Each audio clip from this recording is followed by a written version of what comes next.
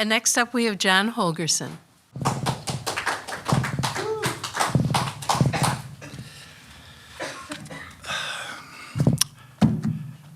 I believe that if you are involved in the arts, whether you are an artist, a writer, a poet, an actor, a singer, a songwriter, if you're involved in the arts, there are times when you are called upon to exercise a responsibility to speak out when something that you feel is worth speaking out about has a value. And our democracy has contracted cancer. It's a real slow cancer.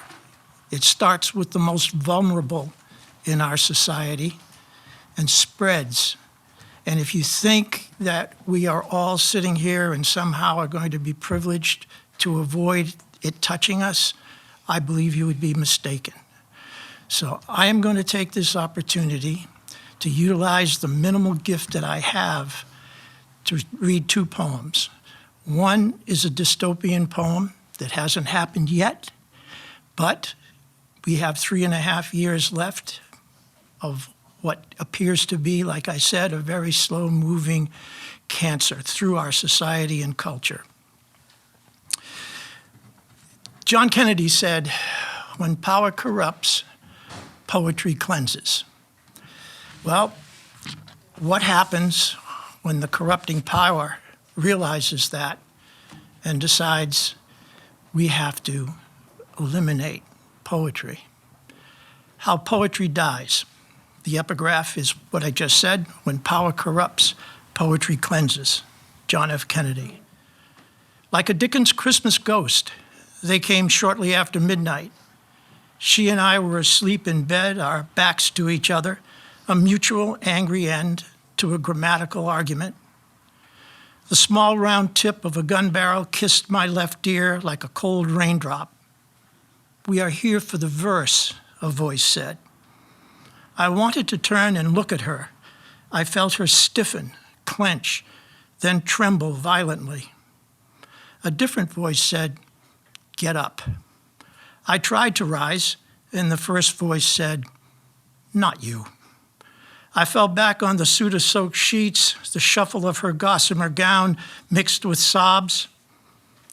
I did not move until sunlight slanted through the window's Venetian blind. I searched for her first. It was as if she'd never been here. A slight scent of Pomona perfume fading from her pillow.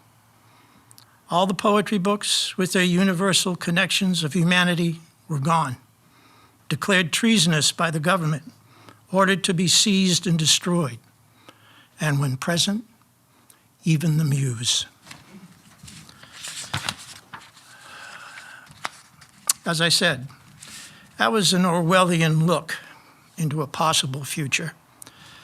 This is more a report on current events. I read a poem called "Warning" by the late Canadian poet Leonard Cohen, and it inspired me to write this poem, which is also called "Warning." If your neighbor disappears, oh, if your neighbor disappears, the Hispanic man from Venezuela who helped you paint your house, or the young woman who babysat your children dressed proudly in that rainbow-colored blouse. If your neighbor disappears, oh, if your neighbor disappears, don't ask what happened to the multi-tatted black man who lived on your block, or the foreign college student with whom you like to talk. Beware of the men wearing balaclavas who cruise our streets each day. They have a plan you can't ignore, or else there'll come a tapping, rapping, pounding on your door when your neighbor disappears. When your neighbor disappears. Thank you.